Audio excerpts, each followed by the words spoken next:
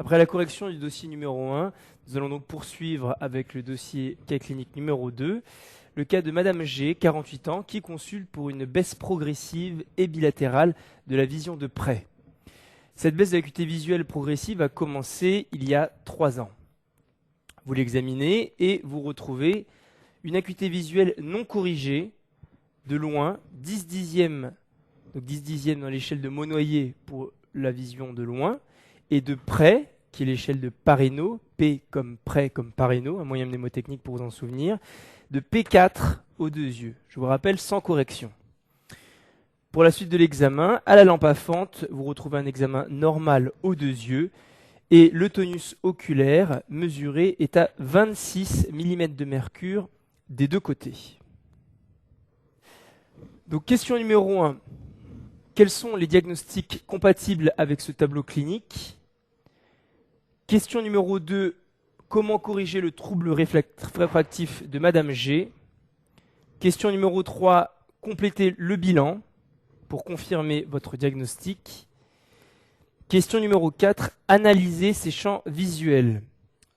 Pour vous aider, pour préciser, ce champ visuel, c'est l'œil droit et celui-là, c'est celui de l'œil gauche. Question numéro 5. Quel schéma thérapeutique médical proposez-vous à cette patiente? Question numéro 6. Quelle en sera la surveillance? Et enfin, question numéro 7. Malgré un traitement médical maximum, la tension reste élevée et le champ visuel s'altère. Quelles alternatives thérapeutiques pouvez-vous donc lui proposer? Voilà. Vous allez donc rédiger le cas clinique numéro 2 que je viens d'énoncer et nous allons reprendre la correction dans quelques instants. À tout de suite.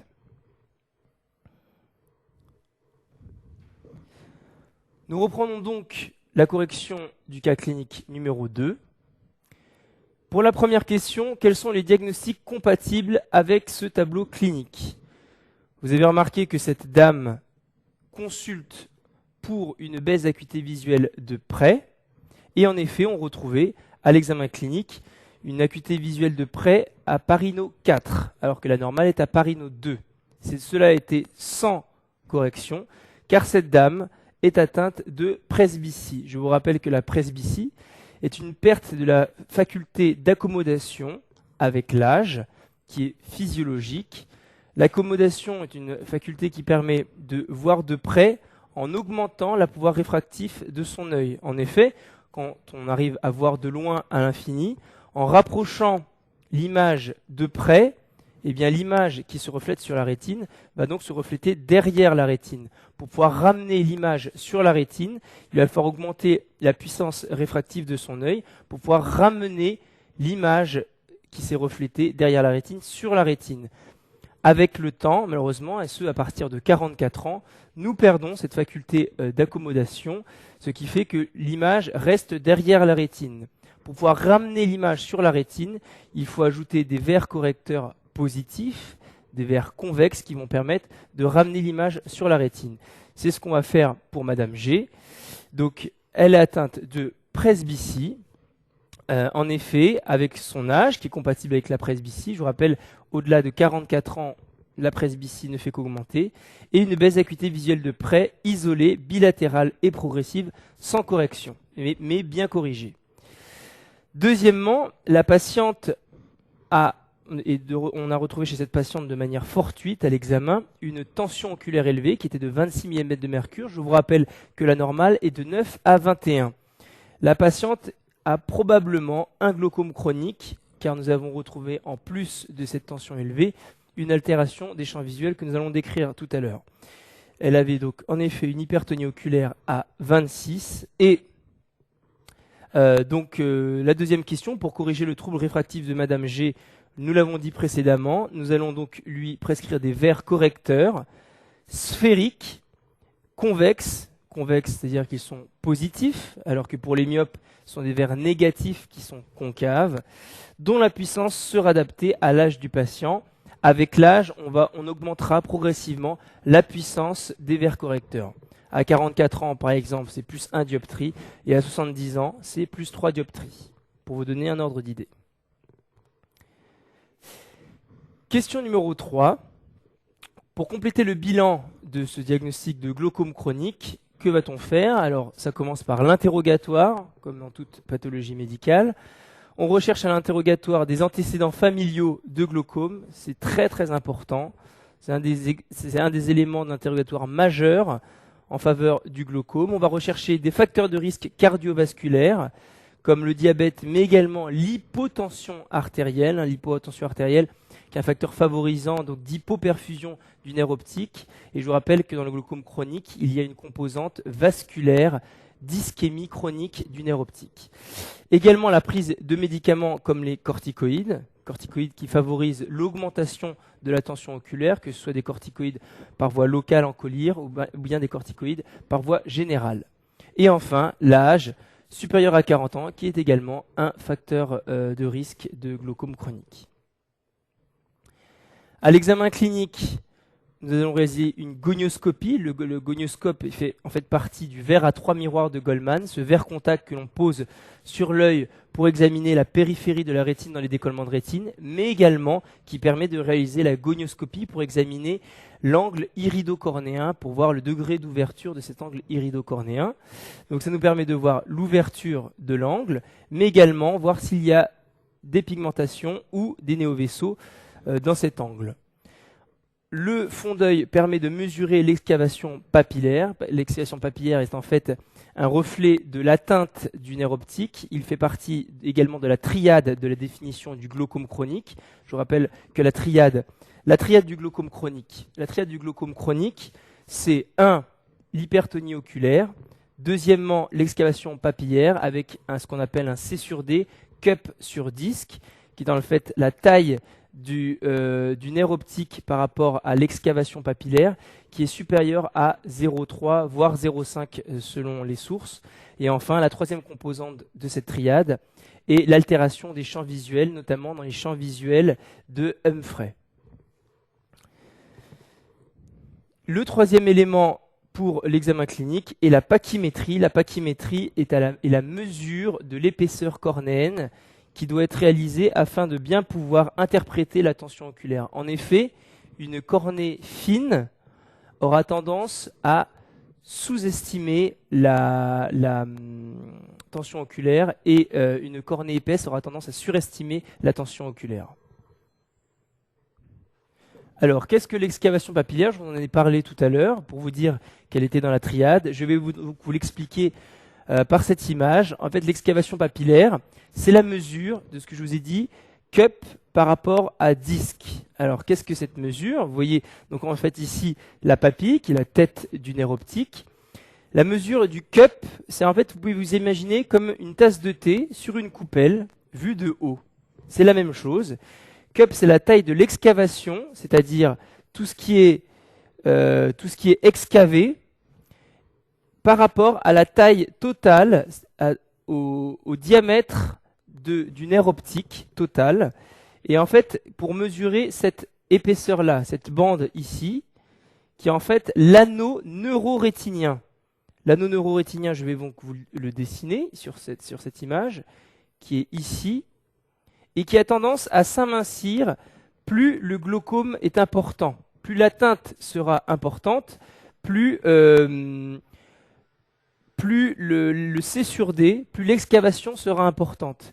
Au tout départ, dans un nerf optique normal, la taille de l'anneau neurorétinien est importante, et en fait, plus la tension sera élevée, plus le glaucome va évoluer, plus cette taille d'anneau neurorétinien, qui est en fait la réunion des fibres optiques, va s'amincir, et donc cette bande d'anneau va rétrécir, et la taille du cup par rapport au disque, ce qu'on appelle le disque, c'est-à-dire le diamètre du nerf optique, va augmenter et atteindra au-delà de 0,5. Il ira au-delà de 0,5 et entre 0,5 et 1, ça veut dire que le cup sera très large, l'excavation sera énorme et donc le glaucome sera évolué. Donc c'est une des manières de pouvoir faire le diagnostic de glaucome chronique.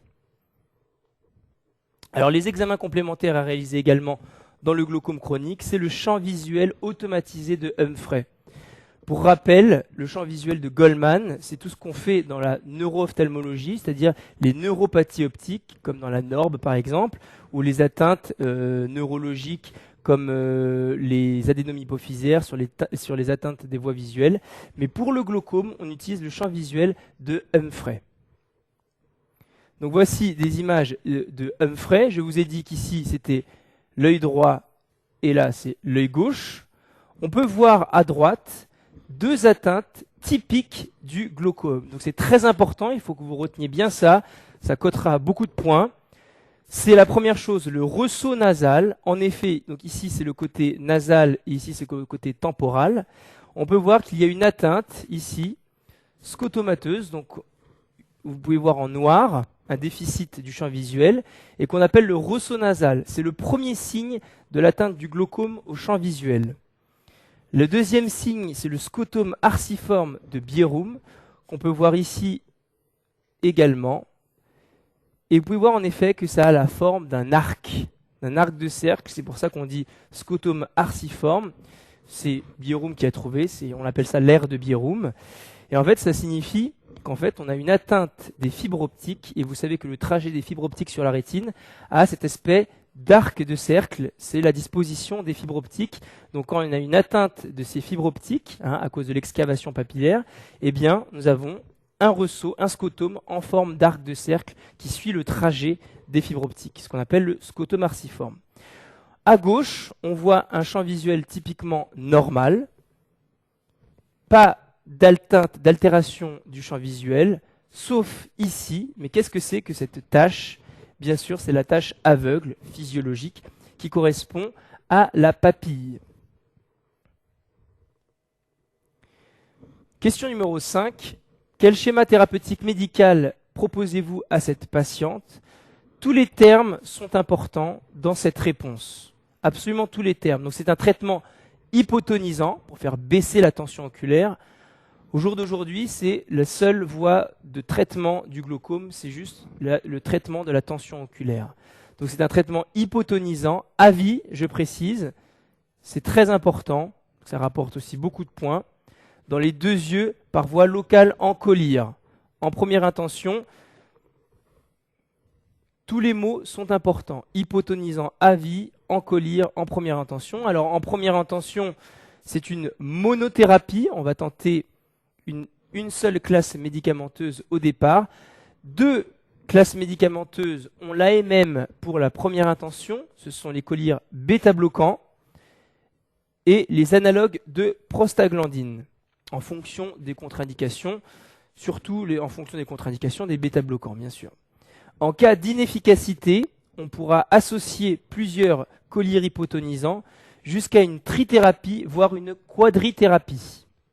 Alors je vous rappelle les 4 classes thérapeutiques utilisées pour faire baisser la tension. Ce sont les bêta-bloquants, les analogues de prostaglandine, les inhibiteurs de l'anhydrase carbonique et les agonistes alpha-2 adrénergiques. Quelle est votre surveillance ? Là, le terme que j'attendais, qu'il faut absolument préciser, vous l'avez bien compris, aussi bien dans le traitement que la surveillance, c'est le terme à vie. À partir du moment où on commence un traitement pour le glaucome, on le continue à vie, on ne l'arrête pas. Alors, la surveillance de la maladie en elle-même, c'est un contrôle au tout départ de la tension oculaire, vérifier qu'on a bien pu normaliser la tension oculaire grâce à ces collyres au bout d'1 mois, et tous les 6 mois, faire une surveillance clinique avec la tension oculaire et l'excavation papillaire. Vous avez compris, ça fait partie de la triade de la définition, donc il faut absolument les contrôler dans la surveillance. Et tous les ans, une surveillance clinique et également une surveillance du champ visuel. Et comme ça, la triade est complète.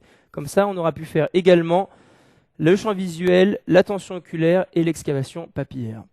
Il y a également une surveillance du traitement à réaliser, et ça, c'est la tolérance. En effet, dans les collyres hypotonisants, on a des conservateurs qui sont toxiques pour la conjonctive, qui peuvent entraîner des rougeurs, des larmoiements, des picotements, des conjonctivites allergiques, et qu'il faut surveiller, et si besoin, le remplacer par d'autres classes médicamenteuses sans conservateur.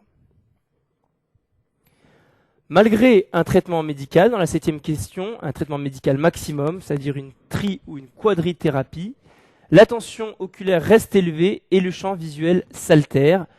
Quelles sont les alternatives thérapeutiques qu'on peut proposer à la patiente? Dans un premier temps, on peut proposer le traitement chirurgical. Donc c'est une chirurgie filtrante qui a pour but en fait de recréer une sortie de l'humeur aqueuse à travers la sclère pour pouvoir diminuer la tension oculaire. Et il y a 2 types de chirurgie possibles. Il y a ce qu'on appelle la trabéculectomie avec iridectomie. Donc c'est une chirurgie qui est plus traumatisante, qui est classique, où on va recréer une sortie perforante tout à travers la sclère, et donc l'humeur aqueuse pourra sortir. Et l'autre, qui est plus conservatrice, qui n'est pas perforante, on réalise un petit trou en fait à travers le trabéculum, où l'humeur aqueuse peut sortir, mais de manière plus progressive. C'est ce qu'on appelle la sclérectomie profonde, qui est plus récente et qui demande plus d'apprentissage, mais avec moins de complications chirurgicales que dans la trabéculectomie. L'autre voie possible, l'autre alternative à la chirurgie, c'est le traitement laser, ce qu'on appelle la trabéculoplastie au laser argon. Ce sont des impacts de laser que l'on va faire sur le trabéculum, qui vont distendre le trabéculum et permettre ainsi une meilleure évacuation de l'humeur aqueuse. Mais les études ont tendance à montrer qu'il y a des récidives et qu'il faut après, ça n'empêche pas d'avoir recours plus tard malheureusement à la chirurgie. Et enfin, bien sûr, une surveillance, quand on a fait la chirurgie, de la bulle de filtration. Alors qu'est-ce que la bulle de filtration? Je vous ai dit que en faisant le traitement chirurgical, on recrée un passage de l'humeur aqueuse à travers la sclère, et en fait on va recouvrir la trabéculectomie par la conjonctive, et en fait l'humeur aqueuse va s'évacuer sous la conjonctive et va créer une petite bosse qu'on appelle la bulle de filtration, et en effet ce sera la conjonctive qui sera distendue par l'humeur aqueuse en dessous qui se sera évacuée. Je vous montre une image tout de suite de bulle de filtration. Vous voyez ici, c'est le site de trabéculectomie. On peut voir ici la cornée, la conjonctive, et ici le trabéculum, où on a recréé un passage d'humeur aqueuse qui soulève ainsi la conjonctive pour bien vérifier que la chirurgie fonctionne bien et qu'il y a bien de l'humeur aqueuse qui continue à passer sous la conjonctive. Voilà. Alors, le glaucome chronique, ça peut tomber, c'est déjà tombé, c'est tombé donc à l'ENC en 2007. C'est une maladie particulièrement importante en termes de santé publique. En effet, c'est une maladie qui est potentiellement cécitante. On arrive en effet progressivement, sans nous en rendre compte, de manière asymptomatique et insidieuse, à une diminution progressive du champ visuel, sans même nous en rendre compte, avec une tension oculaire élevée qui est asymptomatique, qu'on découvre fortuitement à l'examen clinique. Donc, je vous l'ai dit, la tension oculaire, c'est le principal facteur de risque du glaucome chronique. Le dépistage est systématique en consultation, car je vous ai dit qu'une hypertonie oculaire est asymptomatique, et va donc asymptomatique initialement. Et on va s'aider de la triade diagnostique du glaucome chronique. Donc la triade diagnostique, je rappelle, hypertonie oculaire, excavation papillaire et altération du champ visuel au champ visuel de Humphrey. Le traitement médical en première intention est une monothérapie en collyre à vie, puis un traitement maximal si ça ne marche pas, jusqu'à une quadrithérapie, et une chirurgie ou laser ensuite en alternative si le traitement médical n'a pas bien fonctionné. Donc il est très important, je rappelle, de dépister les hypertonies oculaires à tous les patients qui viennent en consultation pour pouvoir diagnostiquer très tôt et traiter un glaucome chronique avant d'aboutir à une nécessité en cas de négligence. Voilà pour la question, le cas clinique numéro 2, et nous allons donc passer maintenant au cas clinique numéro 3.